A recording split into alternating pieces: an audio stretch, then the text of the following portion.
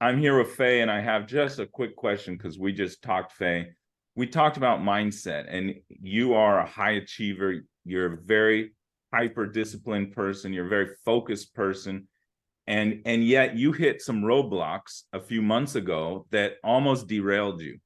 And you got back on the horse, you got back focused, and you made some adjustments to your routine. And I just want you to share that with people about what you learned and what helped so that people understand how important mindset is to achieving conversational Spanish.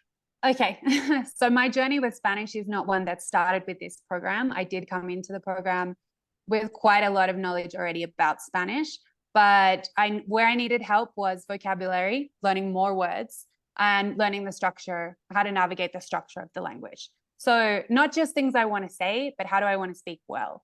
And I actually live in Mexico, and my partner is Mexican. So I have gone through many different ways of trying to learn Spanish. And whether I'm studying myself, I've done different programs in a Spanish school setting, speaking with my partner at home and trying to just learn Spanish on the fly, and then also this program. So I feel like I've tried a lot of things. And being someone that is, I consider myself pretty intermediate to advanced in how I can speak. But I really struggled with maintaining focus with this program at the start because I was studying a lot, and then I would go out and I would speak with locals, and I feel like I couldn't understand and I couldn't share what I wanted to share in real life settings.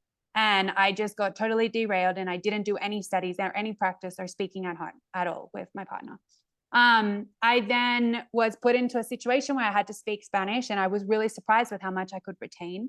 And I feel like that was great motivation to get me back into my study program.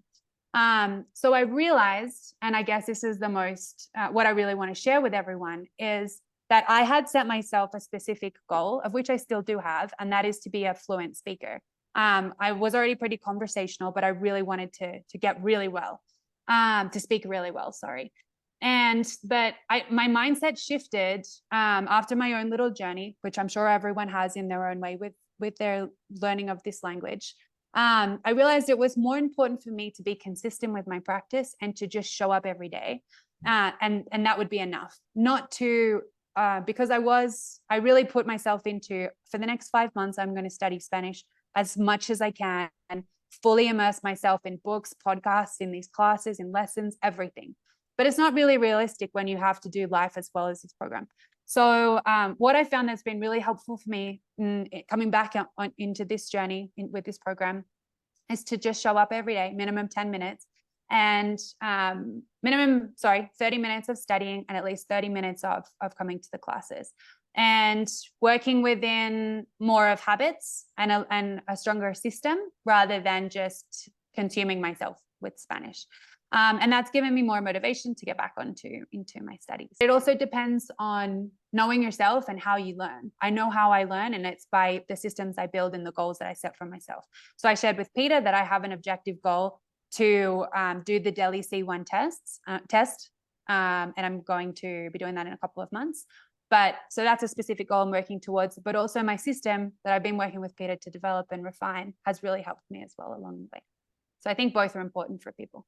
Yeah, and I just want to highlight what she said is very, very common, not just with this program, but with all Spanish programs worldwide, is discipline and motivation, because Spanish will derail you, especially if you are trying to be conversational. And it is a complex language. There's a lot to learn, and it's a fast language. They speak quickly, and there's a lot of slang, and it's a whole different world to go from survival Spanish, where you can say what you need, to conversational, where you're really understanding fluent speakers when they're talking to you. It's just a massive jump, and it derails people. It discourages people, even a high achiever like Faye, right? Somebody who's really naturally disciplined and focused. But what she does that I want everyone to learn, and this is why I wanted to bring this, is even somebody who's very, very smart has to have discipline, right? So if you're someone who struggles with language and you don't have discipline, forget it, right? You have to start with discipline, no matter who you are, no matter how smart you are, no matter how high achiever you are. Discipline of 10 minutes a day. Consistency is more important than intensity. And absolutely. And this is the message I want everyone to understand. And I commend her. We've continued every week. We sent her the weekly check-ins and where are you, Faye? Where are you, Faye? You know, and eventually you came back and you found your motivation. And now we're excited to get back. And we just had our meeting. And I think, you know, that the plan we've come up with and the adjustments you've made and we've made with the teachers in class, you're starting to feel the benefits again and starting to feel remotivated again because you're approaching them, like you said, with a slight different angle than you had before. And what you said, the video I sent you about how to study was very helpful, right? Yeah. These are things that have nothing to do with the X's and O's of grammar and vocabulary. These are all in between the ears in terms of energy, emotion, discipline, habits, motivation. And that is literally half, if not more, of the obstacles as a teacher it takes to get you guys to that level, is keeping you on the path. So I just want everyone to give yourselves, like Faye did, a break. Give yourselves credit for the work you are doing. Don't be discouraged. Know that this is the path. This is how it's supposed to feel. And the only thing I want Faye and all our students to trust and know is that everything that they need is here and we have it, whether they get it fast, slower, or, you know, quickly or medium speed. Everything they need is here as long as you be consistent. If it is going to trickle into your brain, right? And that's all we need to know. And if you have faith in that and you do the process, you're going to get there. So, all right. Anything else to add to that, Faye? No, I think it's just being realistic with yourself and your own expectations of what you want to get out of speaking Spanish. So for me, at one point it was, I want to be able to just order a beer or do some things when I'm traveling. That evolved massively. Now I live in Mexico. I'm with the Mexican, and I'm fully immersed in this language. And it's very different for me now. And me being able to just speak at a basic level is not enough for me to function in this environment. And so I've had to tweak, what are my expectations? How much work am I putting into, where is my goal at now for Spanish? So be realistic with yourself, be nice to yourself.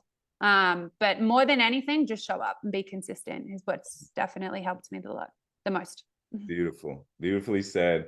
Thank you, Faye, for sharing. New students who are thinking of joining the program, you have a mentor here, not just to teach you Spanish, but to help you get your mindset right, to keep you on track, to make adjustments, to make the program work for you. That's what having a mentor is about. And that's why the greatest athletes have mentors, the greatest businessmen have mentors. Mentors are about not just teaching, but motivating and helping you overcome those personal doubts, fears, anything, right? So good. All right, Faye. Well, I'm excited to see your results. Awesome. That C1 Delhi exam, that's our next step.